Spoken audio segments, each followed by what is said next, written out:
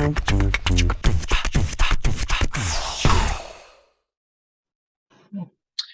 evening, again, all of you. And today we have Nimisha Shrivastava with us. And I believe she's a counseling psychologist. Thank you. And Nimisha, I think it's best if you give your introduction on your own, considering that you come from so many varied places. Okay, sure. Firstly, thank you for having me here. And yes, my name is Nimisha Shrivastava. I'm a counseling psychologist. Right now, actually, I'm about to begin my wonderful journey of MPhil in RML Hospital, Delhi.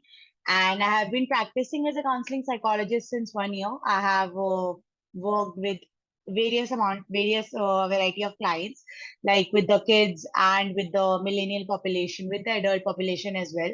And my experience has been really, really good till now. All right. Thank you so much, Nimisha. And Nimisha, this is a question जो हम हर Yeah. किसी से पूछते हैं, which is that how did you begin in psychology as such? Like, what was your journey into the field of psychology? Okay. Okay, like how did I decided to pursue psychology? Yeah, Hello, am I audible? yeah, that would be the question. Mohammed, your voice is breaking. Yeah, am I audible now? Yeah, you're audible. Yeah, so I was asking, like, how did you start studying psychology? Like, why did you opt for it? Okay, so sorry, just a second. Just a second. No worries. Yeah, these disturbances. Okay, yeah. So you were asking how did I decided on pursuing psychology. So see, it's a very long story. I'll try to keep it short as much as I can. So basically, I was a science student when I was in 11th and 12th. Okay, so I was planning to pursue BTech at that time. But then it hit me that, this is not something where my passion lies. Even if I pursue BTech, I won't be good at it. And so therefore, I started exploring other subjects. And by God's grace, fortunately or unfortunately, I was going through something in life at that time. And psychology was something that really felt like, this is my calling. This is something where I should go. This is something that would be good for me so that, I would be able to help myself and I'll be able to explore the areas as a person for myself. The self awareness that I'll get by opting for psychology will be something that I won't get anywhere. So I took this psychology firstly for my own personal issues, and I thought, okay, this is the subject that I can go with, and I'll see if I'll be able to enjoy it in the future. I'll pursue a career in it. And at that time also it was something that felt very appealing to me because helping people or empathy, as we say, is something that is the core personality factor for every psychologist. And I believe like my core personality trait is empathy. So at that time I felt like, okay, I can try this, I can give it a shot. And from the first time when I decided to pursue psychology, I entered my classroom for the first day. At that time I felt like, okay, I made the right decision. This was something that I was meant to be, and I'll pursue my career in this direction. And from that day till now, it's been 6 7 years. There has never been a single moment where I felt like, okay, I should not have done this, I should have done any other option.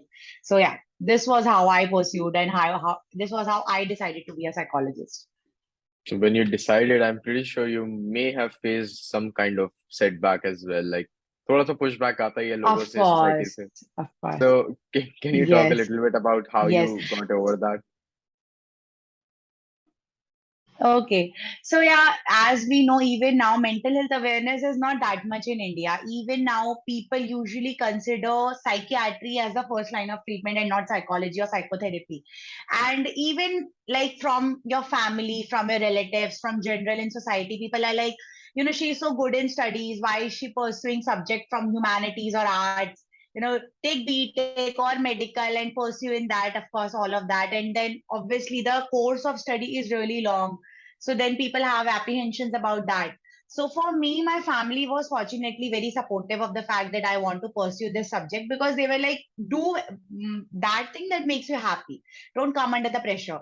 But my relatives, my elder siblings, people in my society and everything, they were like, okay, why is she pursuing this? There is no career, there is no scope. I get this comment now also that, there is no scope in India for psychology. Why don't you shift abroad? So, and I'm like, if I am an Indian, if I'm from this culture, and if I chose this subject, I chose this because I want to practice it here in India, where there is so much need for mental health awareness. Why would I shift to some other country where there is whole setup and there are a lot of psychologists here? Even as a citizen, I owe something to the society. I'm like, okay, it's fine if there is much struggle here, but I'm okay in doing that as long as I'm getting the job satisfaction I want. So if Really, someone is out there is planning to pursue psychology, I would say that, stick to your decision. If you are good, you'll make it till the end. It's fine. yeah, definitely. We need to promote more students Yeah, taking up psychology. मेरे ख्याल में ये अब बात sure. अब तो जाके होने भी लग गई है आज से शायद 3-4 साल पहले specifically True. Before Covid people were not Hmm. considering Hmm. psychology as a very good option, especially for men in Yeah, particular. yeah, बहुत ही कम मेल्स हैं in the field of of course. Psychology खासतौर से India के अंदर आप classes का distribution अगर देख लेंगे and that perhaps I think it disadvantages the Really male bad. Community in particular कहीं ना Hmm. कहीं क्योंकि उन लोगों को कोई आउटलेट नहीं मिल पाता if they want to talk to a guy they just Hmm. don't have that मेरे ख्याल में background There's कहीं ना no कहीं there's very little access. opportunity for them Yeah, to be heard yeah, उनके लिए access की काफी कमी है and true, Nimisha, you talked true. about, how you walked into the classroom and for the next 7 years, you felt like home. So can you talk us a little bit about your schooling and, which subjects did you like, which subjects did you not like? Okay, my schooling actually, school time is not a experience that I want to, remind of. Like, it was not that good or healthy. Um, I don't know how should I say this, but as I said, mental health awareness, or if child is suffering through something, it's not a topic that is much catered to in school environment, and the teachers are not that supportive as well. So other day also I was having a conversation with a friend, and I was telling her also that, when a student is different from other peers, okay, there should be special attention given to that student. So like when I was in 11th and 12th, I like I said, I was going through a lot in life, and my grades went really down. Because of that, I was in 11th and 12th, and from like beginning to the 10th standard, I was a scholar student. So at that time, when something this is happening, we know now that if something this is happening to a student, you should talk to that student, or you should cater to that student. But in school, it was not like that. Okay, it was like, why aren't you getting marks? What are you doing? Where are you getting distracted? Your parents are being called off, and all of that. So that is why school actually became a very traumatic experience for me at that time. And when I passed out from school, I cut ties from all of the things that would remind me of school, and I had to work on it. So that's why I believe that, the rule that the CBSE has come up with, that there should be psychologists in every school. I know that it is not being executed that well at the ground level, but still at least the rule is being implemented. That is also a big thing, because at least students have a person or a figure that they can go to if they are facing something in life. When I was in school, there was nobody that you can go to. There were teachers, and then of course this, that people think they are counselors, but they are not actually. So then they call your parents and everything, so it's a very disturbing process. So my school, yeah, you talk about subjects, I was usually inclined towards the social studies and English. I was never inclined towards maths or physics. Ironically, I took it because in Indian families there is a saying that if you're getting CGP above 9, you should take science. That is the step you take. There is no aptitude testing, interest, or preferences over there. So I took science just because I scored good marks in 10, not because I was interested in. Definitely, Nimisha. And, I'm really sorry that I had to put you through those school memories again. Uh, but, it's really Yeah, fascinating it's because okay. what we have seen is that whenever somebody's grades start to go down, and they were a good student in the past, it's not as if the school comes up with the idea of, कि हो सकता है कुछ सच में मुश्किल हो रही है इस बच्चे को, they always think about इस बच्चे ने कुछ True. गड़बड़ करी है. So it's never that the गड़बड़ kid करिए. Yeah. it's never that the kid is at the receiving end of something really bad. It's always as if the kid is the agent No. of doing something wrong. No. And maybe that makes the kid distrust the school Yeah. system काफी ज्यादा. And speaking of kids, Nimisha, do you Yeah. work Victim becomes largely the with, culprit yeah. here. Do you work largely with the kids or do you Yeah. work largely with adolescent population? Yeah, young adults. Okay. Yeah, so I haven't worked with kids yet because I have worked with them as in taking workshops and everything. I have not worked with psychological issues with kids because I believe that is also something that should be dealt with a proper setup. And I have worked in a mental health hospital that was catering to the needs of alcoholics, addicts, and the mood disorders, depression, mostly the young adult population. So even if you bring kids in there, there is not the physical surroundings is not such that you can cater to the needs of kids, because if you are taking kids in a therapy room which is all like a sofa, two sofas and a little bit here and there, kids need stimulation, kid needs toys to play with, something crayons and everything that you can give them to give them exercises so they can draw and then you can decipher out of it.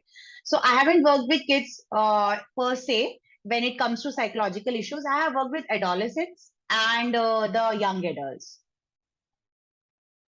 All right, Nimisha. And what does your population present you with in terms of symptoms and in terms of complaints?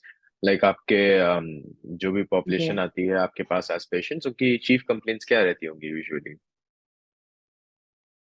See, mostly there are issues related to families, firstly, or sometimes there are traumas that were related to their childhood and even they don't know about it, and the problem is now surfacing in adulthood. So, this is something that many people face, and it's very sad that even our most of our issues are stemming from our childhood or from our family environment, and we cannot go and talk to our families about it. So that becomes even a more difficult process to go to, because then what is the solution here? You are living in that environment where there are a lot of triggers, and that is the root cause of your problem, but then you cannot escape it as well. So the healing process or the therapy process even become more difficult with it. So this is one thing that I have faced a lot, that adolescents and the young adults, even the older adults as well, they also come with a problem. And then throughout the therapy process, we come to know, okay, this was actually not the main problem. The main problem was something that was stemmed in adolescence or childhood or when they were in college and everything. I had a OCD patient once, and he didn't know anything about traumas and everything. He was very new to psychotherapy, very, very new. So firstly, he came first day and he said, Madam ji, mujhe aap medicine de do. मेरी दिक्कत खत्म हो.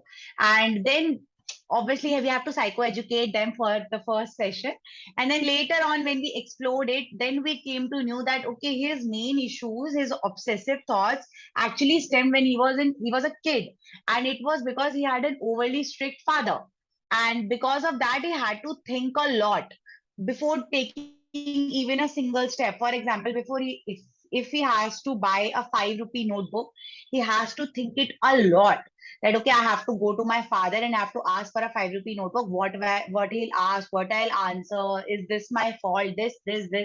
So then later on we came to know that, okay, this is the issue here and everything. So a lot of things are related to your childhood or your family environment that we really ignore, because then according to him, he is my father, मेरे पापा हैं, मैं ऐसे कैसे बोल सकता हूँ उनको, वो मेरे से बड़े हैं. All of this that we are fed in our Indian culture. Yeah, definitely. Speaking of childhood issues, I believe कि even I guess ये I'm just assuming again. I do not have data to back this up, but I think Yeah, especially with women, yeah.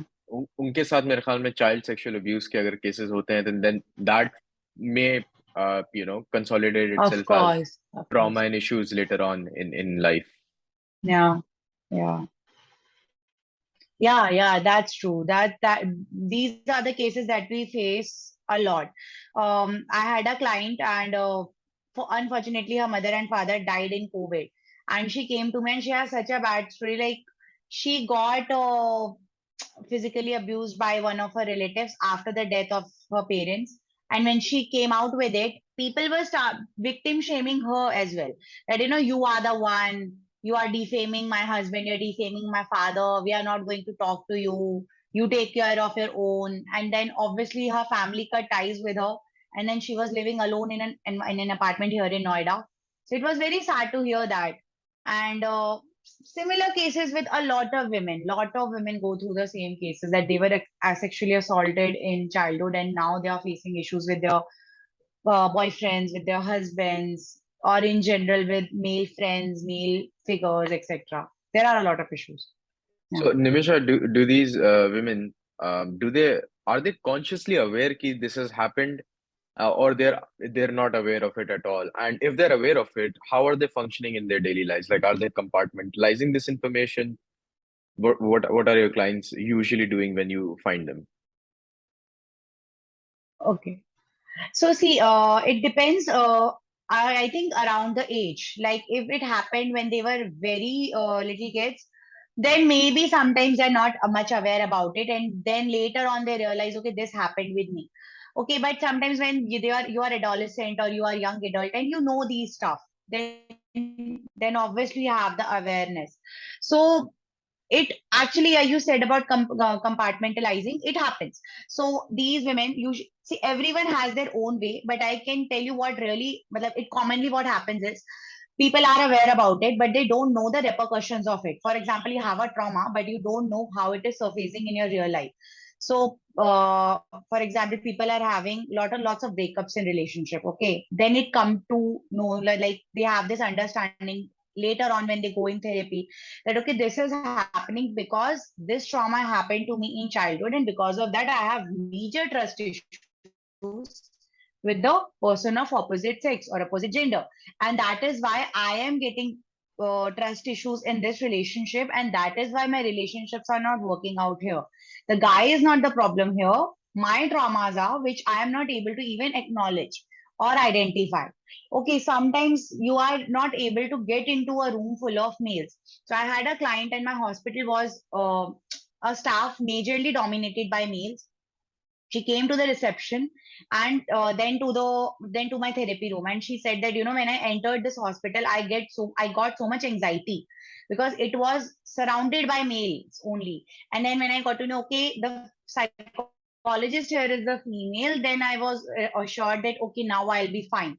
So this used to happen with clients on daily basis. So it's become very difficult to, cope up in real world, because even if you go in workplaces also, the population is majorly dominated by males. Apart from psychology, if you see technical courses, or if you see MBA, BBA, and all of that, usually the workplaces are surrounded by males.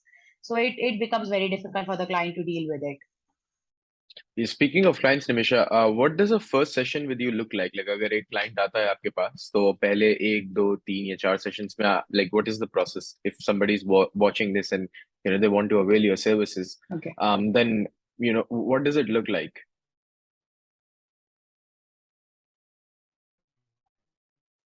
Okay.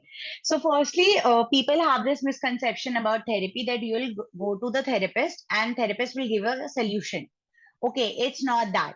Firstly and foremost, no therapist gives you the solution. It's never like, okay, I am going to advise you something and you are going to follow it. No. As a therapist or in the therapy process, what the therapeutic relationship is making the client more self-sufficient. Okay, that you are able to come up with a solution on your own. So when I will, like, with me personally, I believe in client-centered approach for the first or second or third sessions. I believe you have to provide client the unconditional positive regard and the empathy and the genuineness. Okay, so that he or she is able to open up with you in the therapy session. Because see, sometimes clients are facing a lot from society as well. For example, closeted gays. Okay, for example, people who are having trouble with their sexuality. Even now, homophobia is very much present everywhere in India, especially. So they are coming with a lot of, repercussions from the society. And when they come to you, and if you are being very resistant towards it, they will not be able to open up to you. Or even in any other cases as well. So for what I believe is, when the client is coming to you, I try to provide as much unconditional positive regard as I can. I try to give validation to their problems. Okay, it's not for a therapist, it's never like, okay, you have such a big problem, you have such a trivial problem. It doesn't work that way. If you're coming to me, your problems or your emotions are very much validated, and that validation I try to provide to the client as well.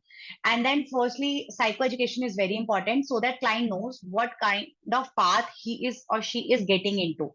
Okay, because I don't want that they come up with the apprehension that, okay, I'm going to get the solution, and after that they don't get the solution, and they think, okay, this therapy was a total waste. Okay, we have to take you through the journey so that you get self-sufficient and you're able to deal with your problems in a much more efficient manner later on. So for in the first session, it usually is a rapport formation, making the therapeutic relationship strong. And then it's the basic case history taking, what happened, what kind of life you have led, how was your childhood, what are the issues you are facing now, who are the prominent important figures in your life, etc., etc. And then in the second session, we come up with more, we explore more, and later on it goes like this. And also, like, it depends. If you are feeling a lot distress in the first session, there are simple tools that can help the client. For example, meditation, for example, journaling. These are the things, for example, talking to someone. These are the things that you can do to, as a SOS.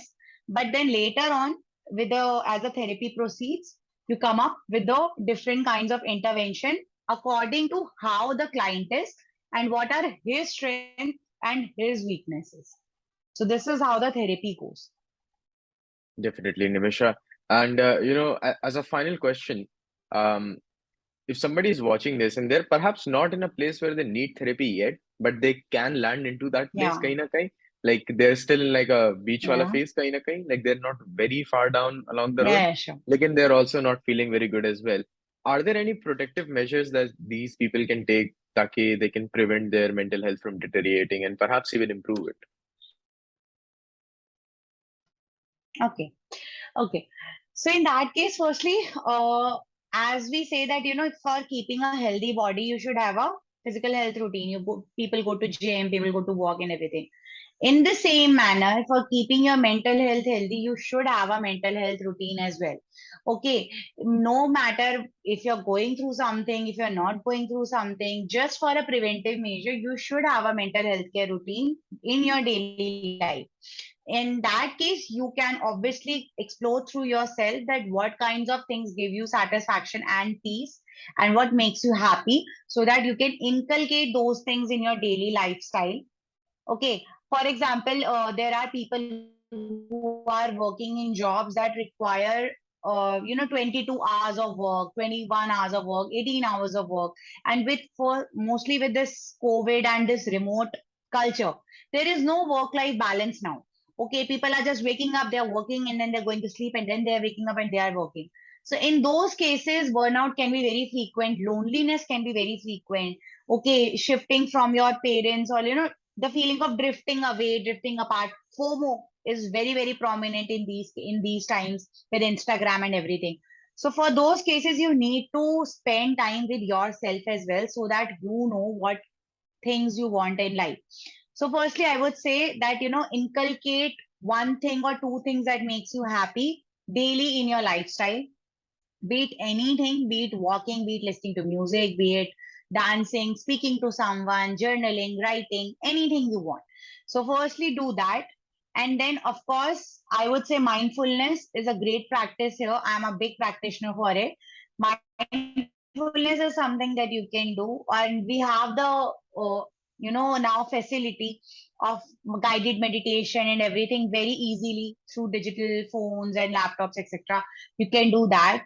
Also, if you're going through something and if you feel like I should take therapy, but there is a lot of, apprehensions or hindrances, I would say just go for the first session, see it yourself, and then you can decide whether you want to go ahead or not. Because if you're feeling like you should go to therapy, you should give it a chance. Anything in life, if you feel like you should do it, then you should do it. You should give it a first chance, because then you will at least not live in regret.